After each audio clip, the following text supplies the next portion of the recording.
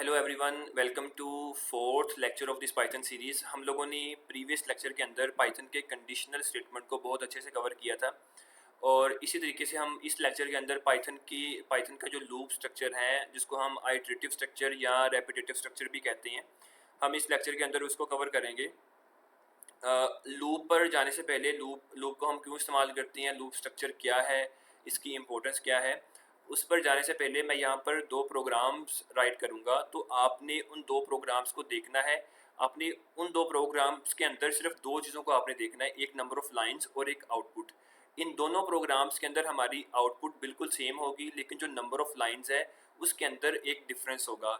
एक प्रोग्राम के अंदर नंबर ऑफ़ लाइंस बहुत ज़्यादा होंगी और दूसरे प्रोग्राम के अंदर नंबर ऑफ़ लाइंस बहुत कम होंगी। तो अगर आपको इन दो प्रोग्राम्स की समझ लग गई तो इसका मतलब ये है कि आपको पाइथन के आइटरेटिव स्ट्रक्चर, रेपिटेटिव या आपको जो लूप स्ट्रक्चर है उसकी समझ लग जाएगी। तो हम टाइम वेस्ट किए बगैर दो प्रोग्राम्स को यहाँ पर राइट करते हैं और कोशिश करते हैं कि आपको उन दो प्रोग्राम्स की बैकएंड की वर्किंग पता चल जाए, ताकि जो लूप स्ट्रक्चर है उसकी आपको समझ लग जाए। तो हम स्टार्ट करते हैं। सबसे पहला प्रोग्राम आपका प्रोग्राम की स्टेटमेंट कुछ इस तरह से है कि हम लोगों ने हेलो प्रिंट करवाना है 10 टाइम्स। आपका जो एक वर्ड है हेलो, अब हमने इसको 10 दफ़ा प्रिंट करवाना है, इसको आउटपुट की फॉर्मेट में शो करवाना है। तो एक तरीका हमारे पास क्या है, हमें पता है कि अगर हमने कोई भी चीज़ आउटपुट करवानी है तो पाइथन के अंदर प्रिंट नाम का फंक्शन इस्तेमाल होता है। ब्रैकेट्स के अंदर हम सिंगल कोटेशन या डबल कोटेशन के अंदर हेलो को राइट कर देंगे, तो इससे हमारा ये हेलो प्रिंट हो जाएगा। लेकिन हमारा पर्पज़ यहाँ पर हेलो को 10 दफ़ा प्रिंट करवाना है। तो अब हम क्या करेंगे, हेलो को एक ये कंट्रोल सी करते हैं और इसके बाद हम लोग control we, control we, control we, control we, control we, 1 2 3, ये 6 टाइम हो चुका है, ये 7 टाइम, ये 8 टाइम, ये 9 और ये 10 टाइम्स हो चुका है। अगर हम इसको रन करते हैं तो आपका 10 टाइम्स हेलो प्रिंट होके आ चुका है। अब हम ये देखें, यहाँ पर नंबर ऑफ़ लाइंस आपकी कितनी है, यहाँ पर आपकी नंबर ऑफ़ लाइंस है 10। अब हम सेम इसी तरीके की जो आउटपुट है वो एक दूसरे प्रोग्राम से करेंगे। तो वहाँ पर आप जो नंबर ऑफ़ लाइंस हैं उसको देखिएगा। तो अब हम यहाँ पर, अब ये हो क्या रहा है इसके बारे में कंफ्यूज ना होइएगा, हम इसको बहुत डिटेल से कवर करेंगे। इधर सिर्फ आपका पर्पस नंबर ऑफ़ लाइंस को देखना है। ये स्टार्टिंग 1 से हो रही है, 11 और 1 का इंक्रीमेंट है, आपकी इंडेंटेशन है और हम यहाँ पर आपको प्रिंट करवा दें। हमने यहाँ पर हेलो को प्रिंट करवा दिया।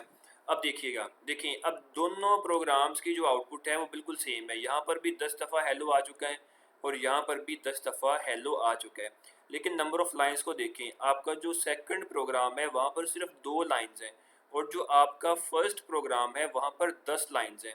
अब मैं एक और चीज़ आपको दिखाता हूँ। अगर हमने 100 दफ़ा प्रिंट करवाना हो हेलो को, तो यहाँ पर हमें सिर्फ ये 100 लिखना पड़ेगा और हम इस प्रोग्राम को रन करते हैं।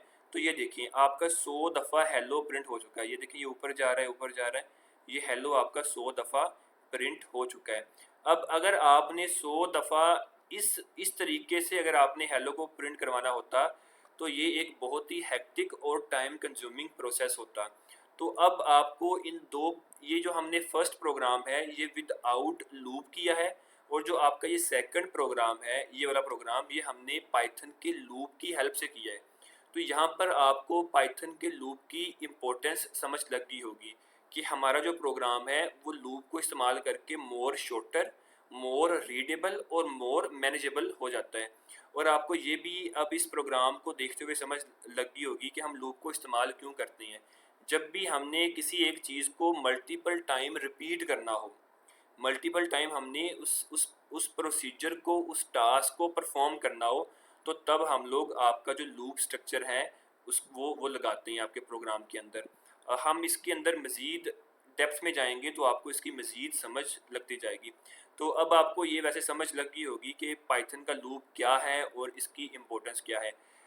जस्ट आपके प्रोग्राम को शॉर्टर बना देता है। आप अगर कोई कोई एक टास्क अगर 100 लाइंस के अंदर हो रहा है तो लूप की हेल्प से आप उन 100 लाइंस को सिर्फ 2 3 4 लाइंस के अंदर कन्वर्ट कर सकते हैं। अब यहाँ पर अगर आपने 1000 दफ़ा भी लूप को ये चलाना हो, ये हेलो प्रिंट करवाना हो, तो आप 1000 दफ़ा भी हम इस प्रोग्राम को रन करते हैं तो ये देखें अब भी आपका 1000 टाइम अभी आपका 1000 टाइम ये हेलो आपके पास आ चुका है। देखें ये नीचे जा रहा है, अब ये हेलो हेलो हेलो, ये अब 1000 टाइम आप लोगों ने हेलो को प्रिंट करवाया है। अब इसी को समझे ऊपर वाले प्रोग्राम में 1000 दफ़ा अगर आपको ये प्रिंट लिखना पड़ता तो आपके लिए कितना डिफ़िकल्ट ये हो जाता। तो इस तरीके से ये पाइथन का लूप वर्क करता है। अब हम लूप क्या है, उसका सिंटैक्स किस तरह राइट करते हैं, हम एक एक चीज़ एक एक वर्ड को यहाँ पर राइट करते हैं और उसको समझते हैं। देखें जिस तरीके से आपने कंडीशनल स्टेटमेंट के अंदर इफ़ एल्स के अंदर इफ़ हम लगाते हैं कोई भी कंडीशन को स्टार्ट करने से पहले, इसी तरीके से पाइथन का जो लूप है, पाइथन में लूप दो तरह का होता है, एक फार लूप और एक आपका होता है वाइल लूप। जो आपकी बाकी प्रोग्रामिंग लैंग्वेजेस हैं, जावास्क्रिप्ट है, जावा, सी प्लस प्लस, वहाँ पर डू वाइल भी इस्तेमाल होता है, लेकिन पाइथन के अंदर डू वाइल नहीं इस्तेमाल होता, सिर्फ फार लूप और वाइल लूप ही आपका इस्तेमाल होता है। तो जिस तरीके से आप कंडीशनल स्टेटमेंट के अंदर इफ़ लगाते हैं, इसी तरीके से आप जो फार लूप है, हम सबसे पहले फार लूप को देखेंगे। तो फार लूप को लिखने से पहले आप एक फार नाम का कीवर्ड राइट करती हैं, तो फार कीवर्ड, और इसके बाद आप जो भी चीज़ देखिए, हम लोगों ने प्रीवियस ये बात की है कि लूप के अंदर आप कुछ टास्क को रिपीट करते हैं, कुछ टास्क को मल्टीपल टाइम्स रिपीट करते हैं, मल्टीपल टाइम्स उनको चलाते हैं। तो उन टास्क को चलाने के लिए आपको किसी ना किसी वेरिएबल की ज़रूरत पड़ेगी। तो वो फार के बाद आप उस वेरिएबल का नाम राइट करते हैं। फॉर एग्जांपल यहाँ पर मेरा वो जो टास्क है वो आई है, तो मैंने आई नाम का एक वेरिएबल क्रिएट किया और फार लूप, फार कीवर्ड है, आई वेरिएबल है। इसके बाद आप दो कीवर्ड लगाते हैं इन रेंज, यानी कि आपके आई की रेंज क्या होगी, वो 1 से लेके 10 तक जाएगा, 1 से लेके 100 तक जाएगा, 1 से लेके 1000 तक जाएगा। तो ये इन रेंज के अंदर आप ये बताते हैं कि उसकी रेंज क्या होगी। इसके बाद आप ब्रैकेट लगाते हैं। अच्छा, ये फार और इन रेंज ये कंपलसरी है, ये पाइथन के अंदर प्री डिफाइन है, तो ये आपने लगाने ही लगाने हैं ऑलवेज। और ये जो आई है, ये आई आपकी अपनी चीज़ है, इसका नाम आप चेंज कर सकते हैं। इसको चाहे आप जे रख दें, के रख दें, नेम रख दें, इसको जो मर्ज़ी रख दें, ये आपकी अपनी मर्ज़ी है। लेकिन जो फार और इन रेंज है, इसको आप चेंज नहीं कर सकते, ये आपको एज इट इज़ लिखना पड़ेगा। अब इसके बाद फर्स्ट आप क्या करते हैं, फर्स्ट आप अपनी रेंज प्रोवाइड करते हैं कि आपका जो लूप है वो कहाँ से स्टार्ट होगा। तो मेरा 1 से स्टार्ट होगा और कहाँ तक जाएगा, वो 10 तक जाएगा। तो अभी आपके माइंड में ये क्वेश्चन आया होगा इस 11 को देखते हुए कि अगर 10 तक जाना है तो यहाँ पर 11 क्यों लिखा है। तो पाइथन ऑलवेज एक नंबर पीछे आता है, यानी कि अगर आपको अपना लूप 10 तक चलाना है तो आपको 11 लिखना पड़ेगा, और अगर आपको 11 तक जाना है तो फिर आपको 12 लिखना पड़ेगा। तो पाइथन ऑलवेज एक नंबर पीछे आता है। और इसके बाद आप बताएंगे कि इंक्रीमेंट कितना होगा। मेरे इस प्रोग्राम के अंदर इंक्रीमेंट 1 का है, तो इसलिए मैंने यहाँ पर 1 लिख दिया है। इसके बाद इंडेंटेशन लगाएंगे, जिस तरीके से आप इफ एल्स के अंदर इंडेंटेशन लगाते हैं, ऐसे ही आप फार लूप में और वाइल लूप के अंदर भी इंडेंटेशन लगाएंगे। अब इसके बाद अगर मैं आई को प्रिंट करवाऊँ मैं आई को, और इस प्रोग्राम को मैं रन करूं, तो देखिए मेरे पास 1 2 3 4 5 6 7 8 9 10 मेरे पास आ चुका है, ये मेरे पास ये आ चुका है। और अभी अगर मैं इस प्रोग्राम की बैकएंड पे जाऊं, तो देखिए आई मेरा एक वेरिएबल है। आई के अंदर सबसे पहले क्या था, आई के अंदर था आप, आई मेरा वेरिएबल है, इसके अंदर सबसे पहले जो डाटा था वो 1 था। इसके बाद उसके अंदर उसने 1 को देखा, क्या जो 1 है वो 11 से छोटा होता है, बिल्कुल 11 से छोटा होता है। तो उसने आई को प्रिंट करवा दिया, जो कि आपके ये 1 प्रिंट हो गया। अब इसके बाद उसमें इंक्रीमेंट कितने का हुआ, 1 का, तो 1 प्लस 1 कितना हो गया, 2। 1 प्लस 1 आपके पास हो गया 2। तो अब आई के पास क्या आ चुका है, 2। आई इज इक्वल टू अब आ चुका है, आई इज इक्वल टू 2। अब उसने 2 को कंपेयर किया 11 के साथ, तो 2 आपका 11 से लेस देन होता है, तो उसने 2 को प्रिंट करवा दिया। इसके बाद अगेन इंक्रीमेंट हुआ, अब क्या हो गया, अब आपका जो आई है वो 3 हो गया। तो 3 को भी उसने 11 से कंपेयर किया, तो वो 3 छोटा होता है। इस तरीके से जो आपका ये सारा प्रोसीजर है वो आगे मूव करता गया। आई इज इक्वल टू आपका 5 हो गया, आई इज इक्वल टू 5 हो गया। इसके बाद जो आपका i is equal to 6, i is equal to 7। तो इस तरीके से आपका जो आई है वो 10 तक गया जब, लेकिन जैसे ही वो आई आपका इज इक्वल टू हुआ 11 के, तो 11 से लेस देन नहीं होता, बल्कि 11 के इक्वल होता है। तो इसलिए आपका जो ये स्टेटमेंट है वो फॉल्स होगी और आगे आपकी कोई भी चीज़ प्रिंट नहीं हुई और आपका जो लूप है वो टर्मिनेट हो गया, वो ख़त्म हो गया। तो इस तरीके से जो आपका फॉर लूप है उसकी जो बैकएंड वर्किंग है वो चलती है आपकी। तो होप सो आपको फॉर लूप की समझ लगी होगी। हम नेक्स्ट एक प्रोग्राम भी राइट करेंगे, मैं नेक्स्ट एक वीडियो क्रिएट करूँगा जिसके अंदर हम एक टेबल प्रिंट करवाएंगे, तो उसके अंदर भी आप फॉर लूप को देख पाएंगे। लेकिन फॉर लूप को लिखने का बिल्कुल आपका यही एक एग्जैक्ट तरीका है। अब हम चलते हैं अपने वाइल लूप की तरफ।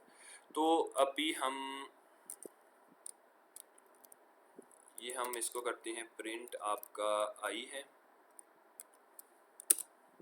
और ये आ गया हमारे पास 10 तक। अब हम इसी प्रोग्राम को वाइल लूप के ज़रिए करते हैं। तो हम एक वेरिएबल क्रिएट कर लेते हैं आई इज़ इक्वल टू आपका आ चुका है 1 के, और हम यहाँ पर कंडीशन लगाएंगे वाइल जो आपका आई है वो लेस देन हो 11 के, और यहाँ पर आपकी इंडेंटेशन आएगी और प्रिंट करवाना है हमने आई को। और इसके बाद हमने क्या कर देना है, i is equal to i plus 1। तो अब देखें सेम आपका जो ये प्रोग्राम है, जस्ट इसका सिंटैक्स डिफरेंट है, बाकी जो लॉजिक है वो बिल्कुल सेम है। वहाँ पर भी हमने एक 1 से स्टार्ट किया था और हम लोग 11 तक गए थे, और उसमें इंक्रीमेंट भी हम लोगों ने 1 का किया था। सेम इधर भी हम लोग यही तरीकाकार कर रहे हैं।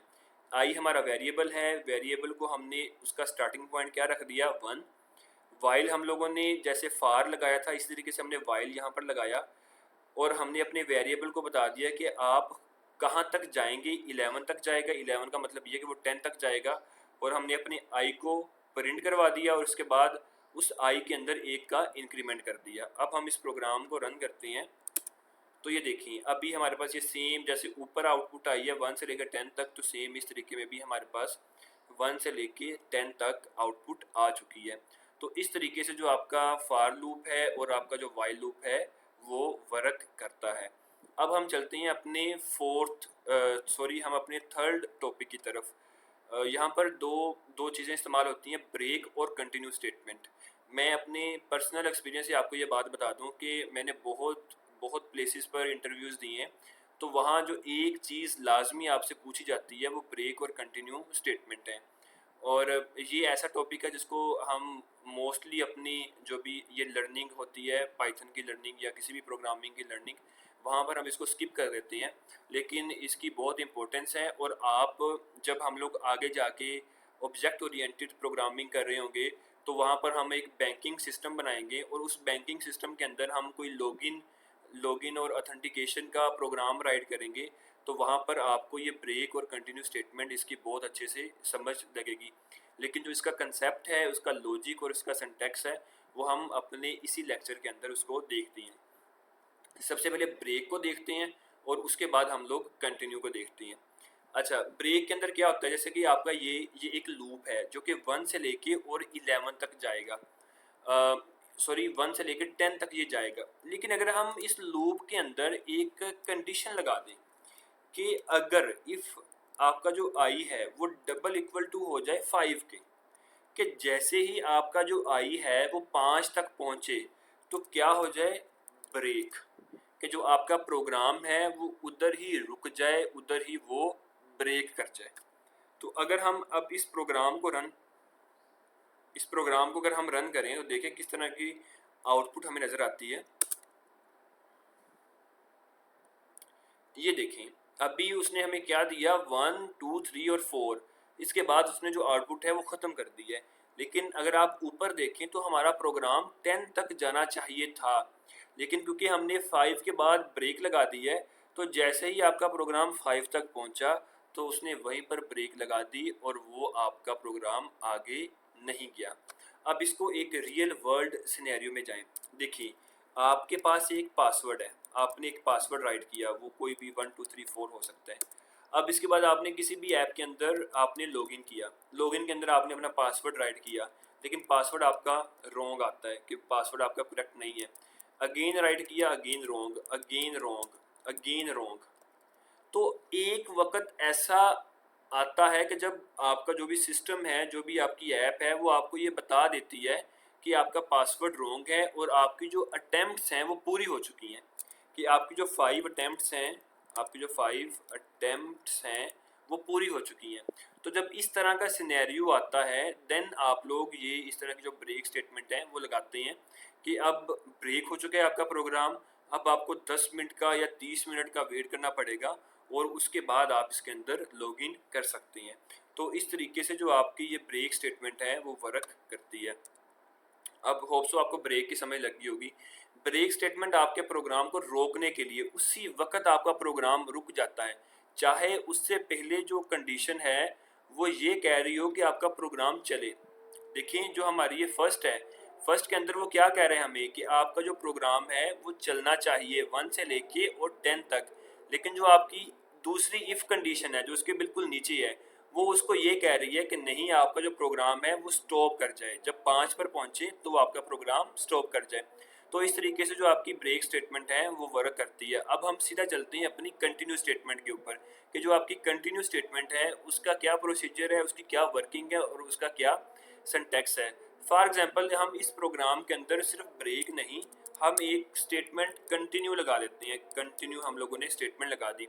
तो अगर हम अब देखें कि हमारा जो ये पूरे का पूरा प्रोग्राम है वो किस तरह वर्क करेगा, जैसे हमने इसको रन किया तो ये ऊपर देखें, अब यहाँ पर देखें 1 2 3 और 4 और जो आपका 5 है यहाँ पर वो स्किप हो गया है।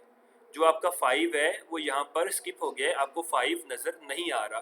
तो ये आपकी बेहतरीन एग्जांपल है कंटिन्यू स्टेटमेंट की, कि जो आपकी कंटिन्यू स्टेटमेंट है वो ऑलवेज जिस जगह पर कंटिन्यू लगेगी वो सिर्फ उस चीज़ को स्किप कर देगी, बाकी चीज़ें आपकी सेम वैसे ही रहेंगी। तो आपका i इज इक्वल टू 1 था, i2 i3 i4 और जैसे ही आपका i इज इक्वल टू 5 हुआ तो उसने वो कंडीशन स्किप कर दी और जो नेक्स्ट है उसके ऊपर वो मूव कर गया। तो इस तरीके से आपकी कंटिन्यू स्टेटमेंट वर्क करती है। ब्रेक स्टेटमेंट आपके प्रोग्राम को उसी वक्त रोक देती है, वो आगे बिल्कुल नहीं जाने देती। लेकिन जो कंटिन्यू स्टेटमेंट है वो आपके प्रोग्राम को आगे जाने देती है, लेकिन जिस जगह पर कंटिन्यू लग जाए वो चीज़ बस स्किप हो जाती है। तो इस तरीके से जो आपकी कंटिन्यू स्टेटमेंट है वो वर्क करती है। अब इसके बाद ये जस्ट यही चीज़ थी कि जिसको हम लोगों ने कवर करना था। अब मैं एक प्रोग्राम राइट करूँगा जिसके अंदर हम लोग एक बहुत टेबल प्रिंट करवा रहे होंगे, तो वहाँ पर आपको चीज़ों की बेहतर तरीके से समझ लग जाएगी। तो फ़िलहाल ये कुछ था लूप के लिए। नेक्स्ट हम लोग जब एक नेक्स्ट वीडियो के अंदर हम मिलते हैं जिसमें मैं आपको टेबल प्रिंट करवाने का जो प्रोसीजर है मैं वो आपको बताऊँगा। So thank you so much for watching. Next video के अंदर हम लोग मिलते हैं।